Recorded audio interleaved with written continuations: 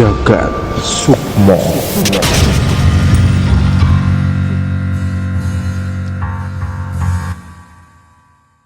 Halo warga-wargi Jagat Sukmo, kembali lagi di channel kita dalam segmen Teror Temuan Horor.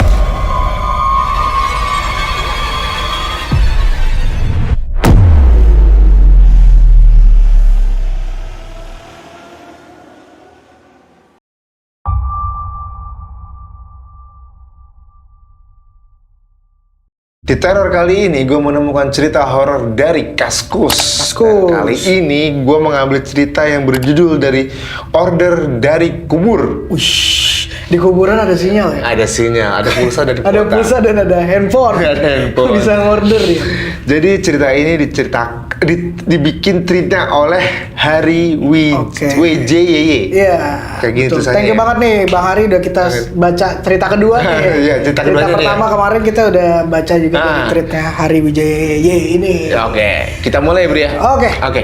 Jadi kisah ini adalah sebuah kisah seram yang dialami oleh seorang pengendara ojek online. Ojek online. Ojol. Berhubungan dengan orderan tuh biasanya emang berhubungan dengan ojol. Ojol. Gitu ya.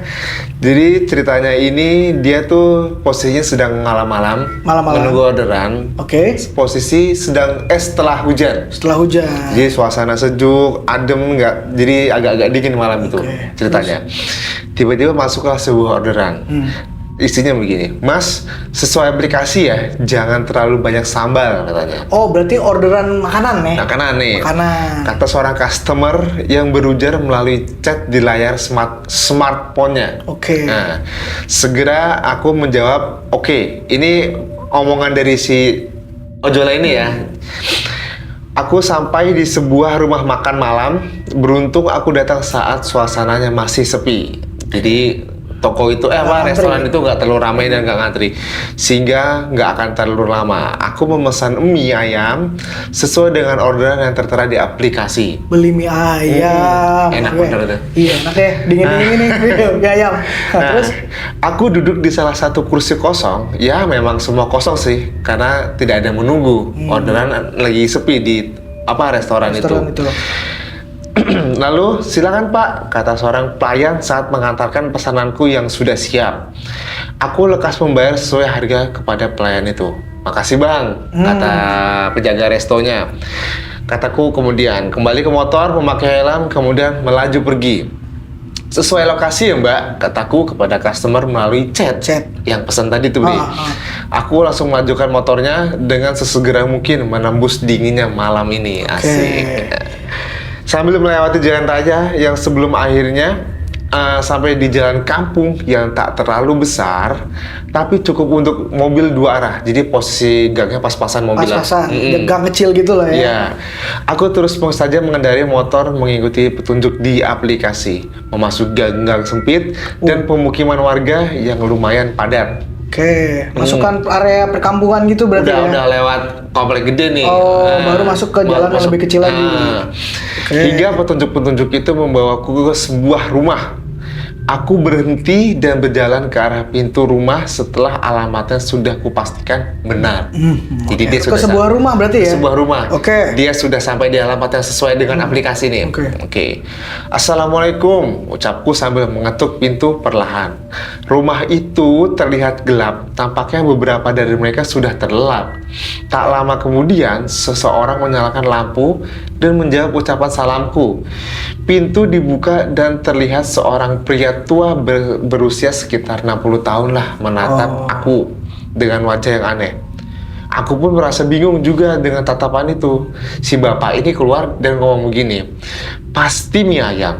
Tanya bapak itu. Emang benar berarti dia yang order ya? Iya Pak, atas nama titik-titik, dia bilang gitu kan. Dia belum jawab, Irma Stianingrum kan, kata si bapaknya.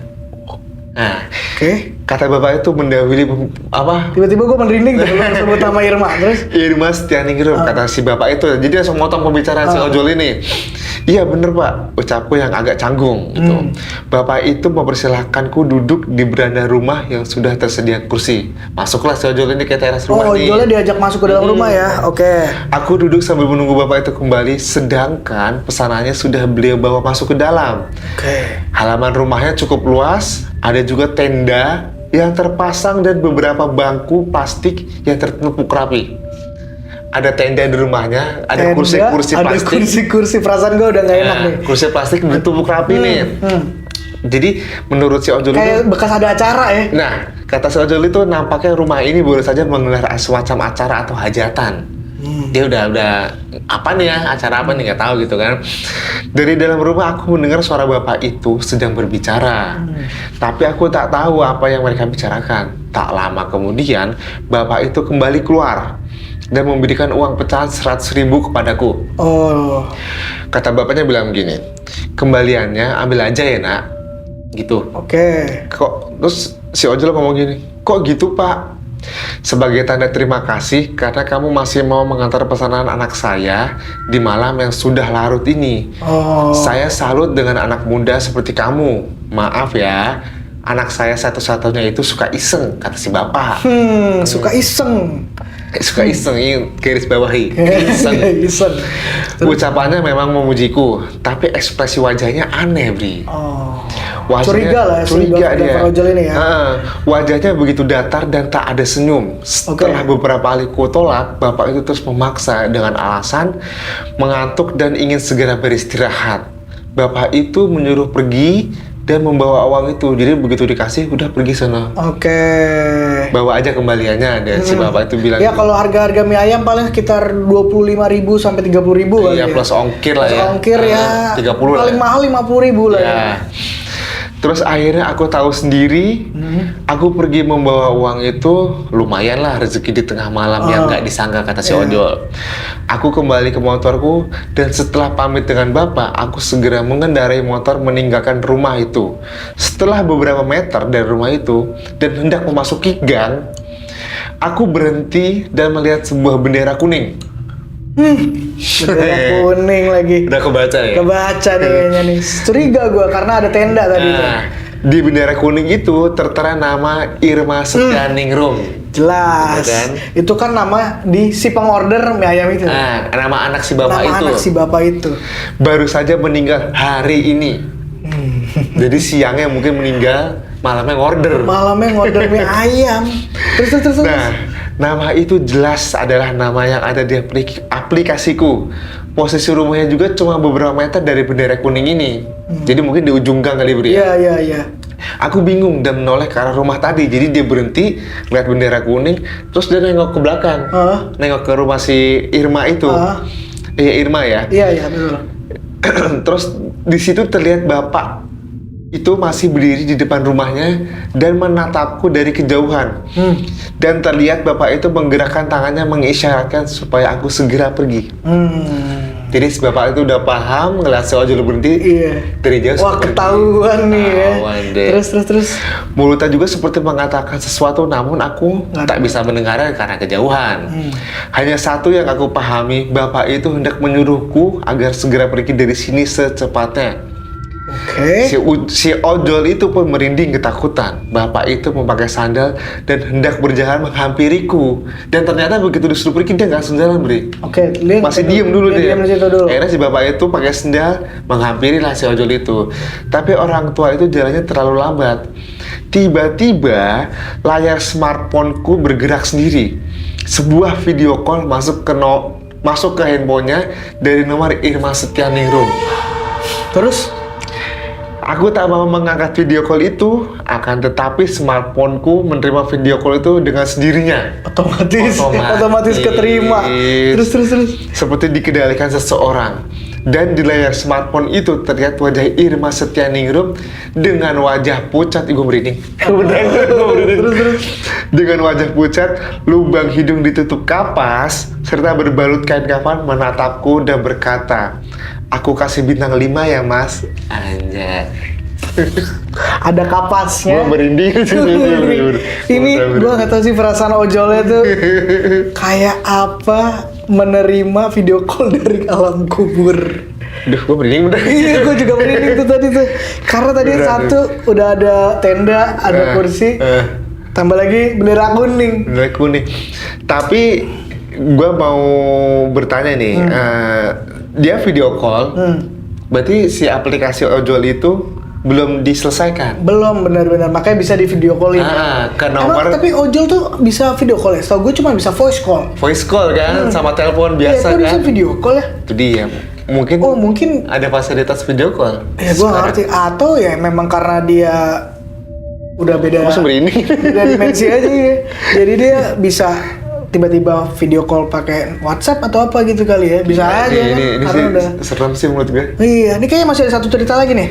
Cerita ojol itu yang Iya. pertama, Bri. Oh, lu ada cerita lagi nih? Ada lagi nih, tapi Gila, beda seru, judul seru. ya. Oke. Gak apa-apa nih ya? Gak apa-apa dong, Gua lanjutin lanjutin dong. aja ya. Masih sama dari Treat Kaskus juga? Iya, dari Treat Kaskus juga. Oke. Ini dari Bang Hari Wijaya, Oh, WJY. masih orang yang sama ya. Jadi, gua ngambil judulnya itu, gua memilih judul yang akibat mengambil barang di hutan, Oke. orang ini diikuti makhluk halus. Makanya jangan sembarang ya ngambil barang ya. Kadang-kadang. Coba gimana ceritanya tadi? Oke, cerita ini sudah cukup lama. Terjadi ketika saya masih duduk di bangku kelas 2 SMA. Oke. Kala itu libur sekolah, saya dan teman-teman berencana untuk berkunjung ke salah satu air terjun yang memang dibuka untuk tempat wisata. Oke. Meski dibuka untuk tempat wisata, air terjun ini pada saat itu masih sepi. Mungkin karena belum banyak orang yang tahu. Semua berjalan normal selama kami bermain-main di air terjun itu. Kami berenang, mandi, biasalah seperti orang pada umumnya. Sampai akhirnya saya tidak sengaja menemukan sesuatu. Ada semacam mustika atau batu giok atau apalah, saya kurang paham. Mustika itu bentuknya pasti batu ya? Batu kayak batu akik ya? Oh, Mungkin ya. oke. Posisinya ada di bawah pohon agak tertutup sama akar-akar. Oke. Warnanya merah, cantik sekali katanya. Karena waktu itu memang sedang musimnya orang pakai batu cincin tuh. Oh, jadi kebetulan dia nemu nih. Nemu nih. Diambil. Jadi ya diambil aja, dia bilang Oke. gitu. Bisa jadi cincin dan bisa dijual. Pikirannya begitu tuh. Oke. Singkat cerita, kami semua pun pulang. Dan saya pulang dengan membawa batu mustika yang saya temukan itu. Batu itu saya simpan di dalam laci meja saya selama beberapa hari. Saya tidak merasakan keanehan apa-apa tuh. Oh, Saat belum disimpan. belum diganggu ya? Belum. Sampai suatu malam saya keluar rumah untuk beli pulsa nih ceritanya. Si penjual pulsa itu posisinya persis di depan rumah saya, seberang-seberangan. Oke. Tapi malam itu anehnya si penjual pulsa tutup. Jadi saya beli di tempat lain lah. Oke. Keesokan paginya saya keluar rumah dan melihat si penjual pulsa itu sedang menyapu halaman rumahnya. Akhirnya saya mendekat dengan maksud bertanya, kenapa semalam konternya tutup? Penasaran dia. Jawaban dia gini kira-kira. Beberapa malam ini emang tutup. Habisnya gue takut di depan rumah lu ada perempuan serem berdiri aja di depan rumah. Jadi bukan karena dia pergi. Oh, Gue merinding. jadi dia takut karena ada perempuan di depan rumah nggak disebutin namanya nggak si orang disebutin ini namanya. lah ya. Si pengambil mustika itu ya. Oke, terus Dengar terus. itu, saya bingung. Perempuan serem, maksudnya apa nih? Awalnya saya nggak mau berpikir macam-macam, tapi pada akhirnya kepikiran juga. Oke. Siapa sih perempuan yang dimaksud sama si tukang pulsa di depan rumah dia? Hari demi hari berlalu, saya belum merasakan keanehan apa-apa. Sampai suatu hari, saya sedang mandi. Waktu itu masih sore, saya habis pulang main. Saya sedang asik menyiram badan. Di depan saya ada sebuah bak air besar yang jadi wadah air saya. Nah, dari pantulan air itu, saya melihat ada perempuan berbaju serba putih dan rambutnya panjang mirip hantu Sadako di film Dering. Dia bilang gitu. Oh, yang keluar dari TV Iya, itu kan? keluar dari TV itu. Oke, terus Cuman ini posturnya tinggi, mungkin hampir 2 meter. 2 meter, buset, tinggi plafon. Iya, tinggi plafon juga. 3 meter sih. 2 meter tinggi juga sih. Jadi kepalanya hampir menyentuh langit-langit kamar mandi, wajahnya nggak kelihatan karena ketutupan rambut. Rambutnya berarti ke depan semua gitu ya? Ya, Oke. dibilang makanya mirip Sadako dibilang. Sadako. Karena saya juga suka mengaji, saya pun membaca doa yang guru ngaji saya ajarkan.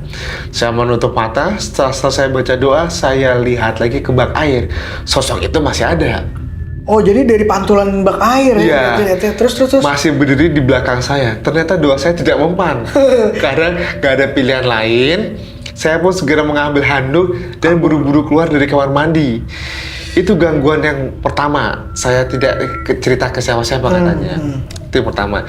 Pernah juga suatu malam saya terbangun tanpa sebab. Saat itu waktu menunjukkan pukul 1 dini hari.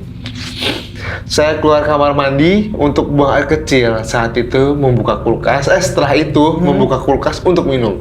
Nah, seluruh ruangan di rumah itu lampunya mati kecuali kamar mandi dan lampu di depan rumah beranda. Oh, lampu teras lah. Di lampu terasnya. Pintu depan rumah saya itu diapit oleh 2 jendela panjang. Kedua jendela panjang itu dipasang gorden karena sudah malam. Dari gorden itu saya melihat ada bayangan, jelas sekali itu bayangan, seolah-olah ada yang berdiri di depan rumah. Kebayang nggak? Karena kan di luar kan lampunya nyala tuh. Nyala, ini gelap. Ini gelap, pasti jelas banget kalau ada Kelihatan. orang berdiri atau sosok yang berdiri di Bayangannya di jendela. kelihatan ya. banget, jelas pasti. Nah, Terus si pengambil batu ini dia belum berpikir macam-macam waktu itu. Saya pikir ini bayangan apa gitu. Saya tidak ada pikiran ini bayangan orang atau hantu. Yang ada di pikiran saya, ini benda apa kok ada di depan rumah saya. Karena penasaran, saya mendekat. Jadi dikira itu benda, bro. oh, dikira apa sapu gitu kali ya. Penasaran, Oh. dideketin lah. Ternyata Begitu buka gorden dan melihat apa yang ada di depan rumah saya, ternyata oh tidak. perempuan itu lagi. Aduh. Datang lagi dia. Sosok perempuan yang saya lihat di kamar mandi masih memakai gaun putih dan rambut panjang agak Ala Sadako itu tadi. ala sadako dan rambut agak gimbal yang menutupi mukanya. Nah, kata dia nih, kali ini jelas banget. Saya melihatnya langsung, bukan melalui pantulan air. Oh, langsung di depannya dia kan ya. Face to face. Oh my god. Gila Lendro. Bro. Saya pun langsung istighfar dan berlari ke dalam kamar. Saya baca doa dan mencoba tidur. Badan saya gemetar hebat. Pokoknya saya benar-benar ketakutan. Buset Bukan deh. main saat itu. Dan ternyata perempuan ini yang dimaksud oleh tukang pulsa. Oh, yang di depan Tadi- rumahnya dia kan. Oke. Malam itu setelah ketakutan selama sekitar setengah jam, akhirnya saya ketiduran juga. Tiduran dalam Akhirnya. kondisi ketakutan tuh ya. Terus Paginya saya mulai berpikir apa penyebab dari gangguan-gangguan ini.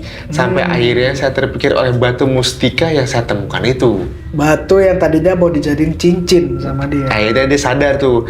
Iya, sejak saya bawa pulang benda itu, saya mengalami hal-hal seperti ini. Segera saya telepon teman saya dan menceritakan semuanya. Akhirnya teman saya pun bersedia mengantar saya kembali ke air terjun itu. Hari itu juga kami sepakat untuk berangkat ke air terjun. Perjalanannya sih lancar-lancar aja sampai sono. Sesampai di sana, saya mengembalikan mustika itu persis di tempat saya menemukan pertama kali. Oke. Dia bilang gitu. Sekaligus saya juga meminta maaf atas kelancangan saya. Sepulang dari air terjun, saya rajin-rajin mengaji, sholat, dan lain sebagainya dengan maksud membersihkan diri dari energi negatif yang mungkin saja masih menempel di diri saya. Tapi syukurnya setelah itu tidak ada gangguan lagi dan Jadi, semuanya clear. Bener-bener gara-gara mustika yang dia ambil dari air terjun itu. Kalau kata gue sih dia nggak salah sih, karena waktu Iya itu musim sih. cincin, Bri. Bener-bener. Terus dia juga mustika ini kan dia pikir orang kali jatuh, Iya, atau jatuh, itu apa dia. ya diambil aja kan. Tapi sebenarnya kalau ada baiknya ya kalau kita berada di tempat asing atau rumah siapa gitu pun, kalau walaupun nggak ada yang tahu itu punya siapa, Jangan diambil. sebaiknya sih jangan diambil. Iya, bener. Lu pernah tahu nggak sih ada pesugihan kalau nggak salah itu dia sengaja buang duit Tahu gak? di pinggir jalan. Pernah tahu gua. Iya, jadi emang buat siapapun yang ngambil uang itu akan dijadikan tumbal. Sasarannya ya? Sasaran tumbalnya. Gila lah. Jadi kalau saran dari gua nih buat para warga Jagat Sukmo nih, kalau ketemu barang atau duit di tengah jalan, kalau dompet sih balikin ke kantor polisi lah, paling nggak, atau lihat KTP-nya, siapa tahu ada alamatnya ya. Kalau dompet beda lagi, lain cerita. Tapi kalau kayak duit, batu, giok, Cincin, mustika Diemin gitu, aja. diemin aja, mendingan jangan dibawa pulang daripada kejadian kayak orang yang ini nih. Kalau cuma didatangin gini masih mending ya, Bri? Iya, kadang-kadang kan ada yang lebih serem teror lagi, Dia bisa cuman- nyawa taruhannya. Bahaya Iya, itu. masih syukur cuma ditakut-takutin doang gitu. Tapi mungkin aja bisa ke next level kalau nggak dibalikin. Bisa jadi ya? Bisa jadi kan? Untung dia sadar. Untung dia sadar cepet. Sadar ya, kalau dia nggak sadar bisa aja mungkin Urusan- nyawa dia urusannya beda sebagai lagi gantinya. deh. Ya, Iya, beda lagi. iya. Wah gila, ada cerita lagi lu kali ini? Baru 2 dulu. Baru 2 dulu. Dan yang pertama itu yang bikin ojol itu yang bikin gua agak-agak merinding disco sih. Betul, gua dua-duanya mesti merinding sih. Gila, horor banget. Gitu aja sih. Wah, gila. Teror kali ini cukup sampai di sini aja. Kalau teman-teman ada cerita teror yang lain, boleh DM di Instagram kita. Betul. Atau mau komen, silakan. Komen di bawah juga boleh. Kalau mau cerita-cerita horor atau mau teror kita juga. Teror lain boleh. Boleh. Oke. Kita tunggu ya teman-teman. Sampai ketemu di teror selanjutnya. Dan bye-bye. Bye-bye.